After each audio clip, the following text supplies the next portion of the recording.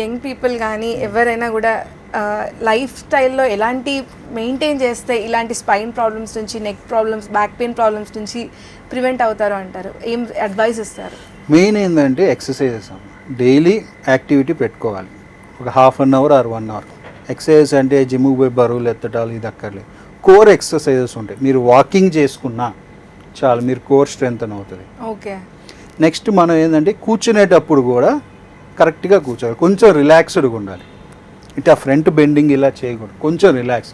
బ్యాక్కి spine support ఉండాలి. Neck ఇలా ఎప్పుడు ఉండకూడదు. ఫోన్ చూడటం, ఫోన్ ఇలా చూడండి, ఎవరు చూడొద్దు అనట్లేదు కదా. ఫోన్ చూస్తే క్యాన్సర్ వస్తుంది అదేం అనట్లేదు, ఇలా చూస్తే ప్రాబ్లం వస్తుంది, ఇలా చూసుకోండి. నెక్స్ట్ స్ట్రెయిన్ పడకూడదండి. హెడ్ వెయిట్ అంతా నెక్ మీద పడుతుంది, స్ట్రైట్గా ఉన్నప్పుడే ఎక్కువ పడుతుంది. మీరు ఇట్లా బెండ్ అయితే ఇంకా ఎక్కువ పడుతుంది. అది ఇంకొకటి, కూర్చునేటప్పుడు కూడా ఒక హాఫ్ అన్ అవర్ కూర్చుంటే ఒక 1-2 మినిట్స్ వాక్ చేశారనుకోండి, బాడీ అడ్జస్ట్ చేసుకోగలరు.